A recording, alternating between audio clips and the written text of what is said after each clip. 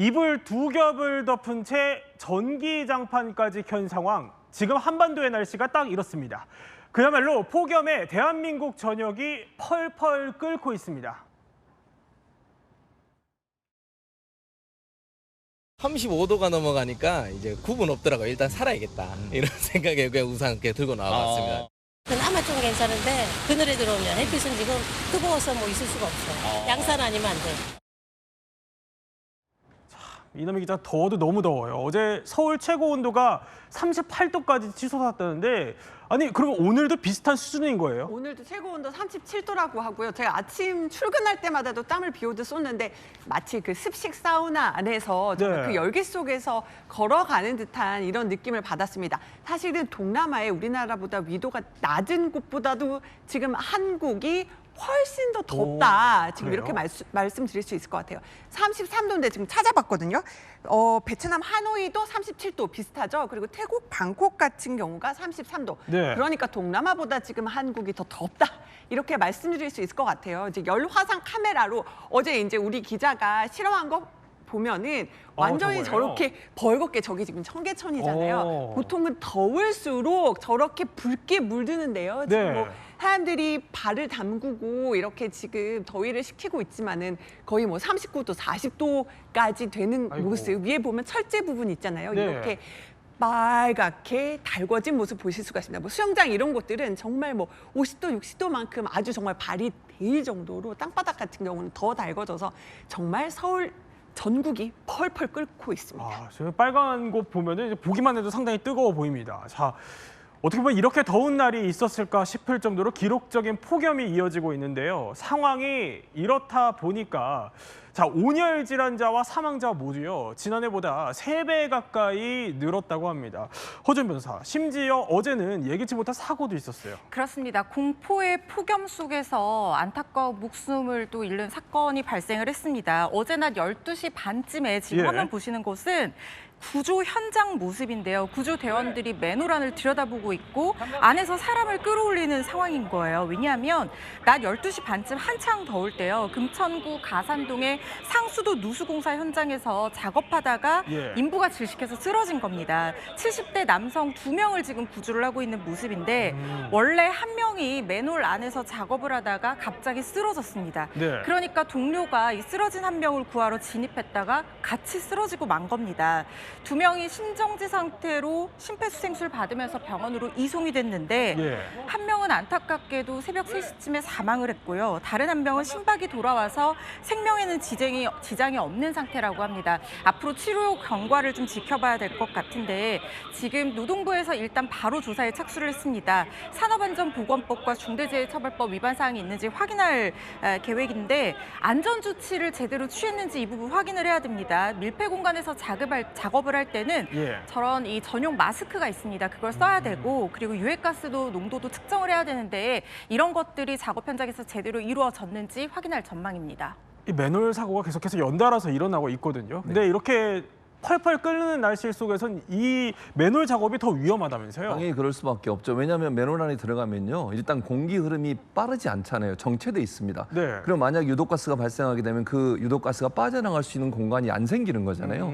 근데 유기물들이 떠다니고 있는데 그 유기물들이 빠르게 부패하면서 폭염으로 인해서 가스 중독 사고 발생 가능성이 점점 높아지고 있습니다. 네. 실제로요, 2015년부터 2024년까지 산업 현장에서 발생한 이 밀폐 공간 사고를 보면 총 126명이 사망을 했는데 그중에 40명, 전체 31.7%가 6월에서 8월 사이 일어났어요. 이건 명확하게 온도와 연관이 있다는 것을 증명해내는 거라고 볼 수 있을 것 같고요. 예. 일산화탄소가 증가하게 되고요. 황화수소가 증가하게 돼서 유해한 독성 가스가 확장되게 되고 그것이 흐름에 빠르게 빠져나오지 못하는 상태에서 작업을 하게 되면 그 안에 있는 사람들이 그 유독가스에 질식되는 그런 흐름이 발생할 수밖에 없다.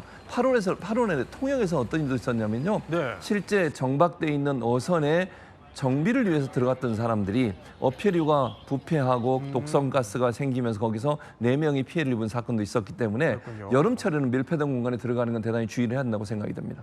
자, 그런데요, 끌어오르는 거는 바다도 마찬가지라고 합니다. 실제 저희가 찾아보니까 자, 제주 북부 지역의 바다 수온이요, 지난해보다 무려 4도 가까이 올랐다고 합니다. 그러자 이렇게 바다가 점점 뜨거워지면서요, 저렇게 불청객이 찾아왔다고 합니다. 허점에서 저게 뭡니까? 물 위에 마치 곰팡이가 핀 것 같잖아요. 예. 무슨 쓰레기인지 곰팡이인지 아리송해 보이는 저것의 정체는 바로 해파리입니다. 해파리요? 네, 그렇습니다. 푸른 우산관 해파리가 주로 지금 제주에서 관찰이 되고 있는데 이게 예. 원래 태평양이나 지중해나 인도양처럼 따뜻한 열대 해역에 사는 생물인데 우리나라 최남단에 있는 제주 바다에서 지금 네. 정말 자주 목격이 되고 있습니다. 아. 22일에 서귀포 사계리 해변에서도 목격이 됐다고 하고요.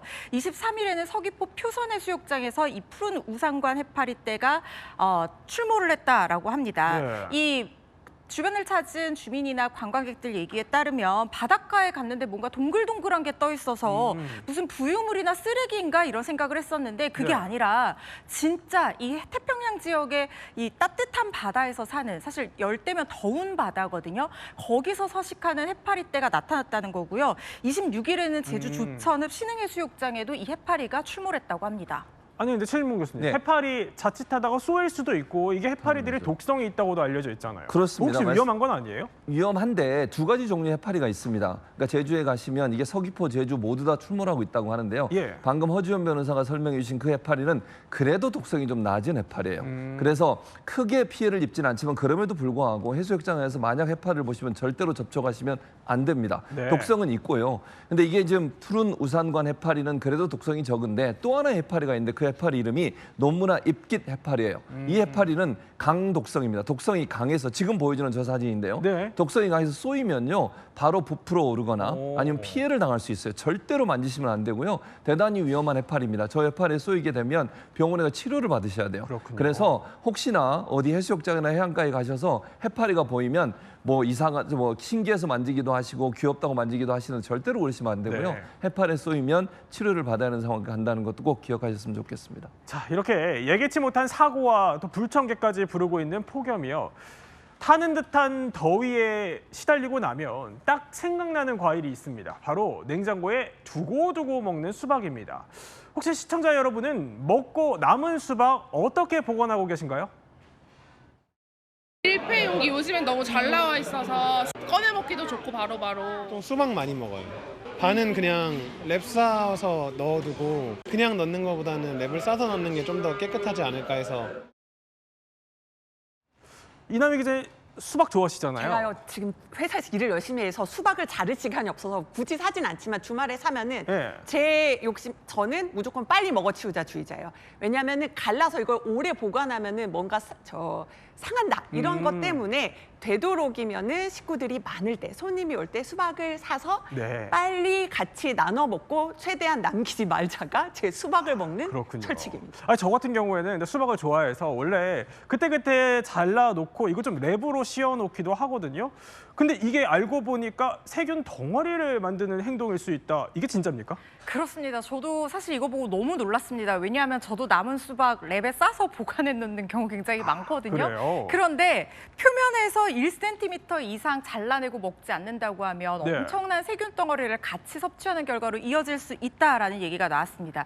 한국소비자원에서 실제로 실험을 해봤는데요. 랩으로 감싼 수박을 일주일간 냉장 보관을 했더니 표면에 있는 세균 수가 처음보다 무려 3,000배가 증가했다고 합니다. 네. 같은 조건으로 밀폐 용기에 담아서 조각조각 손질해서 보관한 수박보다 무려 100배 이상 세균이 많았다라는 건데요.